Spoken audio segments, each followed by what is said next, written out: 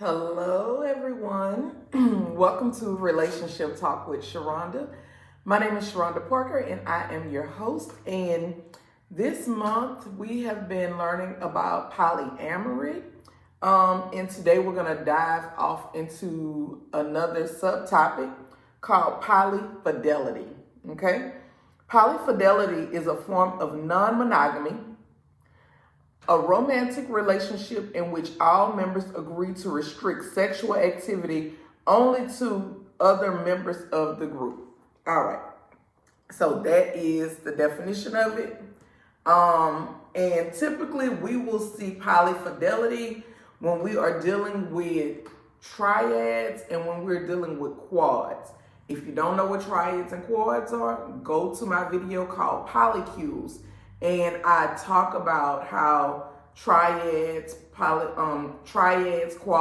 V's, how all of these things are created, and certain people are the hinges and all of that. But that's a whole nother video. So if you want to get that information on what they are, go back to the Polycule video. But today we're going to be talking about polyfidelity.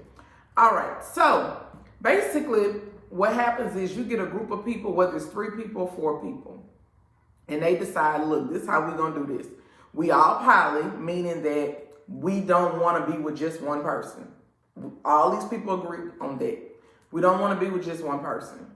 A lot of times these groups are composed of both men and women, meaning you may have 2 men and 1 woman, 2 men, or if it's a quad, it may be 2 men and 2 women, or multiple women and 1 man, however you want to look at it.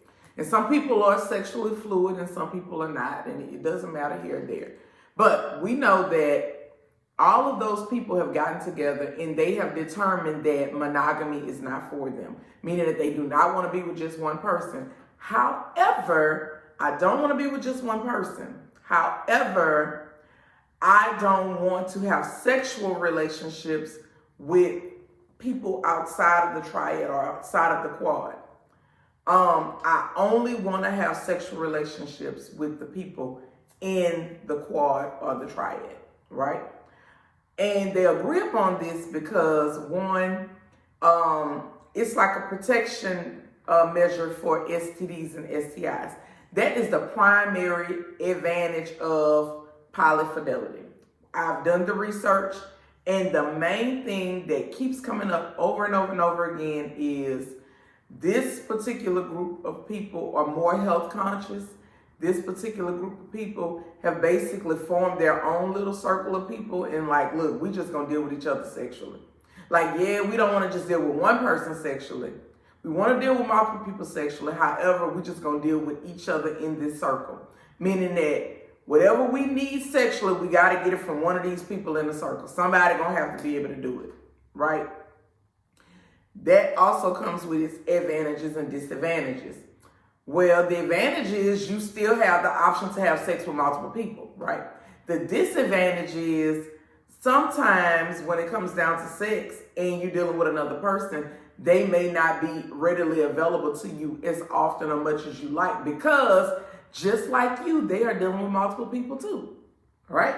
And we all know how it is with people. Some people you're going to enjoy being intimate with more than others. So the thing is, you may keep wanting to come over here because you enjoy being intimate with me, but I enjoy being intimate with old girl over there, right? But you still trying to come over here and get it from me, which is great. But at the same time, I'm over here trying to get it from her. And you see that in polyfidelity, okay? Another thing with polyfidelity, these people typically do not want to have to use protection during sex. These people actually enjoy what you call fluid bonding, meaning that my fluids and your fluids is all mixing up together. There's no protection barriers. There's no condoms. There's no female condoms, male condoms. There's no dental dam. None of this is going on. We having straight up raw sex with everybody in this particular circle amongst us. We do not have to use protection with each other. And this is another way that they choose to maintain a level of protection and safety to prevent them from STDs and STIs because everybody in a circle only supposed to be dealing with one another. Now, because we're dealing with humans and people, The disadvantage is when someone in the circle who is poly, and we know poly means you want to be able to bond with multiple people, take it upon themselves and become deceitful and go and sleep with somebody outside of the circle. That does happen as well. So I don't like to sit up here and teach this and say that, oh, it's only happening like this. I can tell you how it's supposed to happen and what the rules are. However, we're dealing with human beings, and we know how human beings are. They tend to go with their move when they want to, okay?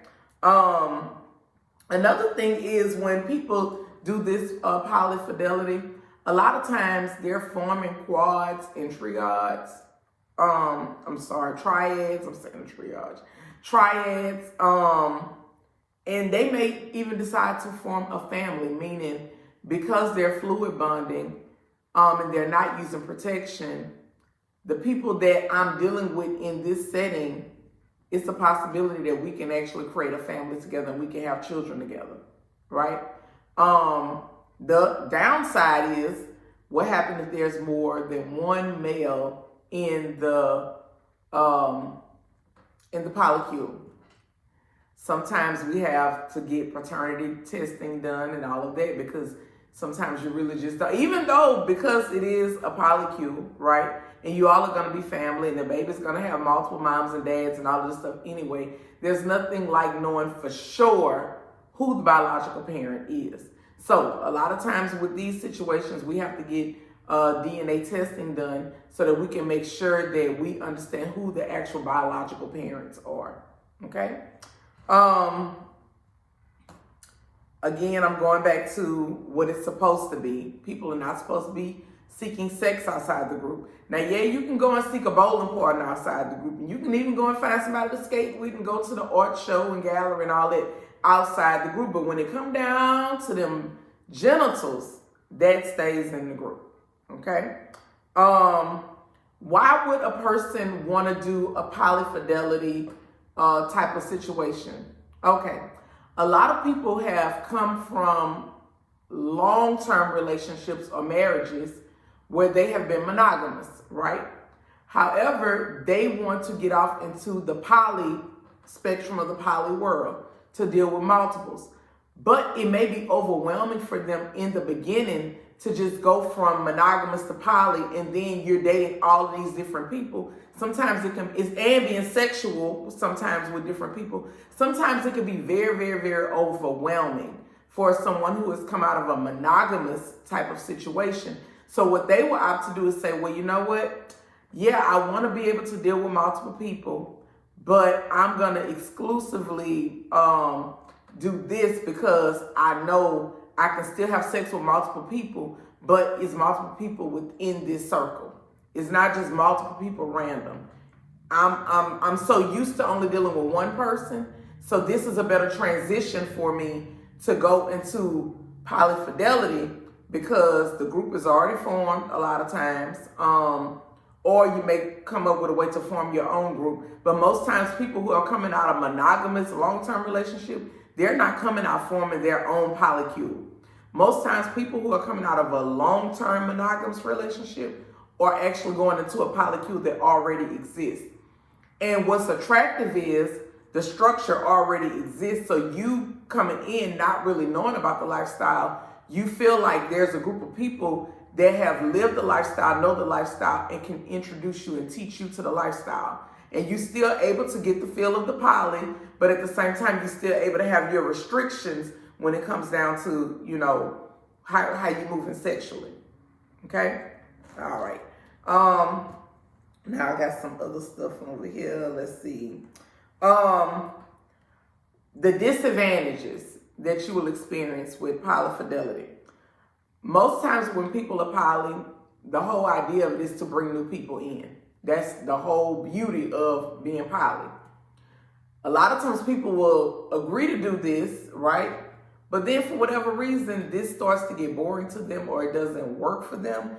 And they have to actually leave the whole polycule because they're deciding that they want to be able to go out and try to do what they want to do. So in other words, they have to make a decision. Yes, I love being with these people. I love being intimate with these people. However, I don't like the restriction of having to only be with these people. So I want the freedom to be able to go and deal with other people. Now that I have the freedom to deal with other people, because this is polyfidelity, they're not going to deal with you in an intimate way anymore. Because now you out there and you dealing with people out there.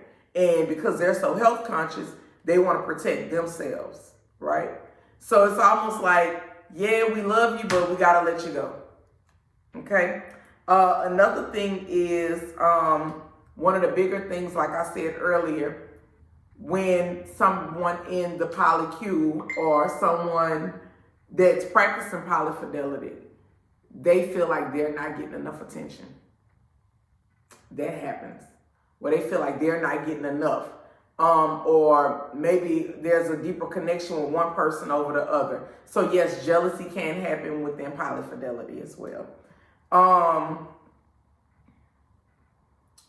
Suppose you want to bring someone into this polyfidelity situation, right?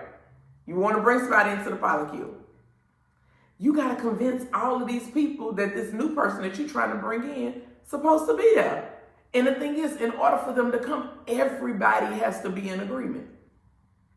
So that's one of the other things that go along with this. The last thing is, when you're dealing with this particular type of group like this, in monogamy, you only have to deal with one person and consider one person's opinion, one person's thoughts, one person's needs, one person's desires, right? In this, you got to think about all of these people's thoughts, needs, wants, desires, because you are all a part of a polycule together, okay?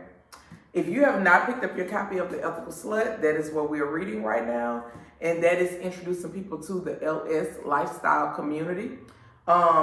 It is Thursday here at the PPG store. I am here. Yes, we do have honey in stock. Yes, we do have Pink Pussycat in stock.